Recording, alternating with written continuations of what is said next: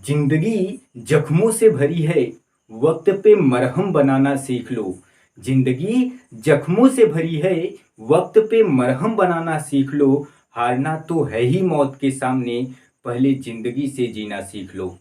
Hi friends, मैं हूं सुभाष चंद्रा। आपको YouTube channel Subhash math talk पे स्वागत है। आज हम आपको चक्रवृद्धि ब्याज में रेट संबंधित प्रश्न पढ़ाएंगे। ये वीडियो अंत तक जरूर देखना। इसके पहले और वीडियो बनाए हैं जो नीचे डिस्क्रिप्शन में लिंक दिए हैं। यदि आप उसे नहीं देखे हैं उसे पहले देखिए, तब इसके बाद ये वीडियो को देखिएगा। यदि अच्छा लगे तो लाइक शेयर सब्सक्राइब जरूर करिएगा। हमारा पहला क्वेश्चन क्या कह रहा है, यदि 72 रुपए चक्रवृद्धि ब्याज दर 2 वर्षों में 98 रुपए हो जाते हैं तो रेट बता दीजिए आपका, अर्थात दर क्या होगा। तो यहाँ पे अगर आप ध्यान से देखिएगा, ये जो 72 रुपया है ये क्या है, आपका प्रिंसिपल है। और ये जो 98 रुपया हो जा रहा है वो क्या है, आपका अमाउंट है। और ये जो 2 वर्ष है ये टाइम है। और क्या पूछ रहा है, रेट पूछ रहा है। तो सवाल में ध्यान से देखिए, कह रहा है कि हमारा 72 रुपया जो है वो क्या है, 72 रुपया प्रिंसिपल है। सवाल में क्या कह रहा है, 72 रुपया प्रिंसिपल है। और यह 2 वर्ष में, कितने वर्ष में, 2 वर्ष में यह कितने रुपया हो जा रहा है, 98 रुपया हो जा रहा है। और ये 98 क्या है, आपका अमाउंट है। फिर से मेरी बात को ध्यान से अगर देखिए, 72 रुपया प्रिंसिपल है, 2 वर्ष में ये आपका जो अमाउंट मिश्रधन है वो कितने हो जा रहे हैं, 98 रुपया हो जा रहा है। तो यहाँ पे अगर आप ध्यान से देखिए, ये जो 72 है, अगर इसको मैं 2 से सिंप्लीफाई करूं तो ये कितना हो जाएगा, 36 बार हो जाएगा। अगर इसे 2 से सिंप्लीफाई करूं कितना हो जाएगा, 49 हो जाएगा। तो आप मुझे बताइए, अगर मैं इसका वर्गमूल करूं तो ये √36 जो है, अर्थात √36 का वैल्यू जो होता है वो क्या होता है, 6 होता है। अर्थात मैं कहूँ कि 36 का वर्गमूल क्या होता है, 6 होता है। और यहाँ 49 का वर्गमूल क्या होता है, 7 होता है। अर्थात आपकी जो मूलधन आया वो कितना आया, 6 रुपया। और जो अमाउंट आया वो कितना आया, 7 रुपया आया। ये जो दोनों का अंतर है ये हमारा क्या बताता है, ये दोनों का अंतर हमारा सीआई बताता है, अर्थात चक्रवृद्धि ब्याज बताता है। सीआई हमारा कितना रहा, 1 रुपया। तो हम क्या करेंगे, रेट निकालते समय हम क्या करेंगे, हम अंतर को लिखेंगे, अर्थात सीआई, सीआई कितना है 1, और बटे मूलधन, मूलधन कितना है 6, और गुणे क्या कर लेंगे 100। और जब 100 में 6 का भाग देंगे तो आप मुझे बताइए 6 एकम कितना रहा, 6 रहा। तो यहाँ पे 40 हुआ, 6 छवा के 36, अर्थात यहाँ पे क्या बचा, 4/6 हम इसे लिख सकते हैं। 2 दूना 4, 2 तिहाई 6, अर्थात हम 16 सही 2/3% इसको लिख सकते हैं। फिर से मेरी बात को ध्यान से सुनिएगा, यदि हमारा प्रिंसिपल 72 रुपया है, अमाउंट 2 साल में 98 रुपया हो जा रहा है, तो मैंने 2 से इसे सिंप्लीफाई किया, 2 तिहाई 6 और 2 छम 12 से, फिर इसको भी 2 से सिंप्लीफाई किया, 2 चौक 8, 2 दूनी 18, फिर दोनों का वर्गमूल निकाल दिया, इसका 6 इसका 7, दोनों का अंतर जो आया वो सीआई आया, वो कितना 1। तो 1/6 मूलधन गुणे कितना 100, 100 में 6 का भाग दिया तो 16 सही 4/6। इसको मैं 2 से सिंप्लीफाई कर लूंगा, 2 दूनी 4, 2 तिहाई 6, अर्थात 16 सही 2/3%। आइए इसका बेस भी देख लेते हैं। यदि मैं बेसिक से देखूं तो आप ये फॉर्मूला पढ़े होंगे, ए इक्वल क्या होता है, पी ब्रैकेट में 1 प्लस आर अपान कितना 100 और इसके पावर कितना टी। अगर मैं बेसिक देखूं तो ये आप फार्मूला पढ़े होंगे, ए इक्वल क्या, पी ब्रैकेट में 1 प्लस आर अपान 100 के पावर कितना टी। अगर आप ध्यान से देखिए तो ए जो आपका अमाउंट है वो कितना है, 98 है। और जो आपका प्रिंसिपल है वो कितना है, 72 रुपया है। और यहाँ पे अगर आप ध्यान से देखिए 1 प्लस रेट पूछ रहा है बटे 100, और टाइम कितना दिया है, 2 वर्ष दिया है। अब आप हमें ये बताइए, यदि हमारे पास क्या हो, यहाँ पे x हो और इक्वल क्या हो, y हो, और यहाँ पे कुछ वैल्यू दे दे, मान लीजिए p बटे कितना 100 दे दे, तो ऐसे केसेस में हम क्या करते हैं, ये जो y है ये गुणे में है, इधर आएगा तो क्या हो जाएगा, ये भाग में हो जाएगा, बाकी ये 1 प्लस क्या हो जाएगा, p बटे 100 ही रहेगा। तो सेम कंडीशन यहाँ पे, ये जो 72 है ये नीचे आ जाएगा तो हो जाएगा कितना, 98/72। और ये क्या हो जाएगा, 1 प्लस r/100, और इसके पावर कितना, इसके पावर 2। और इसे जब मैं 2 सिंप्लीफाई करूं तो 49 बार, इसे जब 2 से सिंप्लीफाई करूं तो कितना r बार आ रहा है, 36। तो ये कितना हो जाएगा 7, और ये कितना हो जाएगा 6, अर्थात ये 7 का वर्ग 49 है और ये 6 का वर्ग कितना है, 36 है। और बराबर कितना, 1 प्लस r बटे कितना 100, और इसके पावर कितना 2। यदि हमारा क्या हो, यदि हमारा पावर समान हो, तो यदि हमारा पावर समान हो तो इसको हटा देते हैं, 7/6 इक्वल 1 प्लस r/100। तो यहाँ पे अगर आप ध्यान से देखिए, 7/6 है और इक्वल क्या है 1+r/100।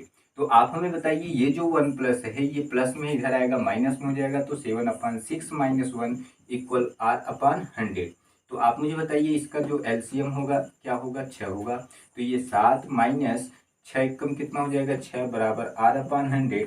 तो आप मुझे बताइए 7 में से 6 गए कितना हो जाएगा, 1/6 और बराबर कितना r/100। अब ये जो 100 है ऊपर जाएगा तो इसे हम कह सकते हैं 100/6। इसे हम क्या कह सकते हैं, इसे हम कह सकते हैं 100/6 इक्वल r। और इसको अभी हमने सिंप्लीफाई किया था कितना है, 16 सही 2/3%। यही हमारा क्या रहा, रेट निकल के आया। यहाँ हमारा अगला सवाल क्या कह रहा है, कह रहा है कि यदि कोई धन चक्रवृद्धि ब्याज पर 2 वर्षों में अपने आप का 1.44 गुना हो जाता है तो रेट क्या होगा। तो यहाँ पे आप ध्यान से देखिए, यहाँ पे कहीं पे मूलधन नहीं दिया है, अर्थात कोई धन पूछ रहा है और आपका जो अमाउंट है वो कितना है 1.44 है। तो यहाँ पे अगर आप ध्यान से दिया अर्थात कोई प्रिंसिपल नहीं दिया है तो यहाँ पे हम क्या मान लेते हैं, 1 मान लेते हैं। अमाउंट कितना दिया है, अमाउंट जो दिया है वो आपका 1.44 रहा। तो आप हमें ये बताइएगा ध्यान से यहाँ पे देख के कि अगर दशमलव के बाद 2 डिजिट है, अगर हम क्या करूँ दशमलव उड़ा दूं तो क्या यहाँ पे 2 जीरो नीचे हो जाएगा क्या, और ये जो 2 जीरो है वो कहाँ हो जाएगा, यहाँ पे आ जाएगा। तो मैं इसे क्या लिख सकता हूँ 100 और यहाँ पे आपकी वैल्यू कितना रहा 144 रहा। अब आप हमें बताइए यदि इसका मैं वर्गमूल निकालूं तो इसका वर्गमूल और इसका वर्गमूल, इसका वर्गमूल क्या होगा 10 हो जाएगा और इसका जब मैं वर्गमूल निकालूं तो कितना हो जाएगा 12। 10 दहम 100, 12 दहम में 144। और ये जो दोनों का अंतर रहा वो क्या रहा, सीआई रहा। सीआई कितना रहा, 2 रुपए रहा क्या।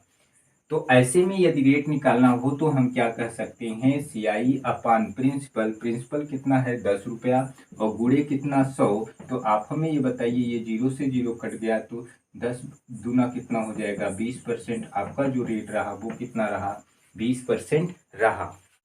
हमारा अगला प्रश्न क्या कह रहा है, कोई धन चक्रवृद्धि ब्याज पर 2 वर्षों में अपने आप का 2.25 गुना हो जाता है तो रेट क्या होगा। तो यहाँ पे अगर आप ध्यान से देखिए प्रिंसिपल आपका नहीं दिया है तो प्रिंसिपल को हम मान लेते हैं क्या 1, और यहाँ पे जो आपका अमाउंट दिया है वो कितना दिया है 2.25 दिया है। और कितने वर्ष में, ये कितने वर्ष में 2 वर्ष में, कितने वर्ष में 2 वर्ष में। तो आप हमें बताइए यहाँ पे अगर आप ध्यान से देखिएगा दशमलव के बाद 2 डिजिट है, अगर इस दशमलव को उड़ाया तो यहाँ पे नीचे कितना 100, ये जो 100 है यहाँ पे आ जाएगा। तो आपका जो प्रिंसिपल रहा वो कितना रहा 100 रहा और ये जो आपका अमाउंट रहा कितना रहा 225 रहा।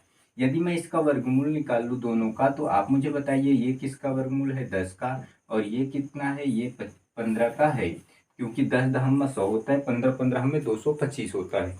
ये जो दोनों का अंतर होगा वो क्या होगा, सीआई होगा। अंतर कितने का होगा 5 होगा। यदि हमें रेट निकालना है तो क्या करेंगे, रेट बराबर लिखेंगे सीआई, सीआई कितने का है 5 है अभी मैंने निकाला, और प्रिंसिपल कितना है, प्रिंसिपल 10 है और गुणे क्या कर देंगे 100 करेंगे। ये 0 से 0 कट गया, 5 हम कितना होता है 50%। आपका जो आंसर आया वो कितना आया 50% आया।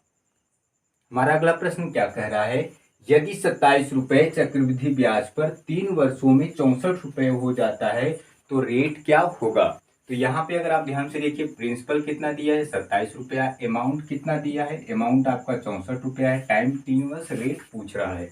तो आप हमें बताइएगा यहाँ पे ध्यान से देखिए यदि हमारा मूलधन जो है 27 रुपया 3 वर्ष में, कितने वर्ष में 3 ईयर में, यह कितना हो जा रहा है 64 रुपया हो जा रहा है और ये क्या है अमाउंट है। यदि हमारा मूलधन 27 रुपया है 3 साल में आपका जो अमाउंट विसर्जन हो जा रहा है वो 64 रुपया हो जा रहा है। तो यहाँ पे ध्यान से देखिए अगर हमें इसका क्यूब निकालना हुआ, यदि हमें ये दोनों का क्यूब निकालना हुआ तो ये किसका क्यूब है, ये आप मुझे बताइए किसका क्यूब है 3 का, क्योंकि 3 त्रिक का 9 त्रिक 27 होता है। और ये किसका क्यूब है, ये आपका किसका क्यूब है 4 का क्यूब है, क्योंकि 4 चौकुआ 16 चौकुआ 64 होता है। तो यहाँ पे अगर आप ध्यान से देखिए ये दोनों का जो अंतर होए वो कितना है सीआई है और सीआई कितना है 1 है। यदि आपका मूलधन 3 रुपया है, अमाउंट 4 रुपया है, जो आपका सीआई है जो अंतर है वो कितने का है 1 है। तो रेट निकालने के लिए क्या करेंगे, सीआई अर्थात 1 बटी कितना मूलधन, मूलधन कितना है 3 और गुणे कितना 100। आप मुझे बताइए 3 जब हम 100 में 3 का भाग देंगे तो 3×3 9, 1 10 हुआ, फिर 3×3 9, 1 बचा, 33 सही 1/3% हमारा क्या आया, रेट आया 33 सही 1/3%। हमारा अगला प्रश्न क्या कह रहा है, कोई धन चक्रवृद्धि ब्याज पर 3 वर्षों में अपने आप का 8 गुना हो जाता है तो रेट क्या होगा। तो यहाँ पे अगर आप ध्यान से देखिए, कोई धन अर्थात प्रिंसिपल नहीं दिया है और जो आपका अमाउंट दिया है वो कितना हो रहा है, 8 गुना हो जा रहा है, और रेट पूछ रहा है, टाइम कितना दिया है, 3 वर्ष।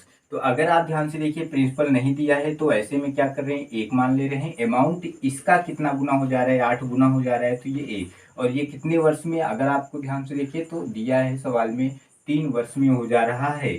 तो आप मुझे बताइए, जब 3 वर्ष हो रहा है तो हमें क्या निकालना है, क्यूब निकालना है। तो यहाँ पे हम क्या करेंगे, दोनों का हमें क्या निकालना है, क्यूब निकालना है। एक का क्यूब क्या होगा, एक ही होगा, और यहाँ पे 8 का अगर इसका मैं क्यूब रूट निकालूं तो यहाँ पे कितना हो जाएगा, 2। तो आप हमें बताइए, इन दोनों का जो सीआई होगा, जो अंतर होगा, वो कितने का होगा, 1 का होगा।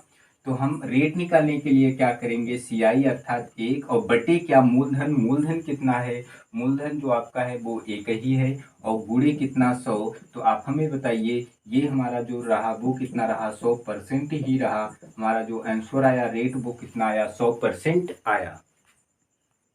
हमारा अगला सवाल क्या कह रहा है, यदि 10,24,00 रुपए चक्रवृद्धि ब्याज पर 3 वर्षों में 14,58,00 रुपए हो जाता है तो रेट क्या होगा, अर्थात दर क्या होगा।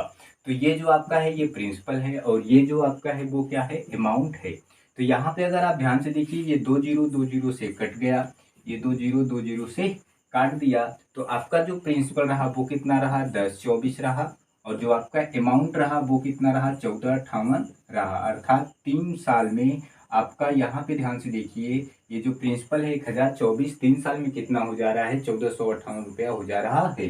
तो अगर हम इसे 2 से सिंप्लीफाई करें तो ये कितना हो जाएगा, 512। अगर इसको मैं 2 से सिंप्लीफाई करूं तो ये कितना हो जाएगा, 729 हो जाएगा।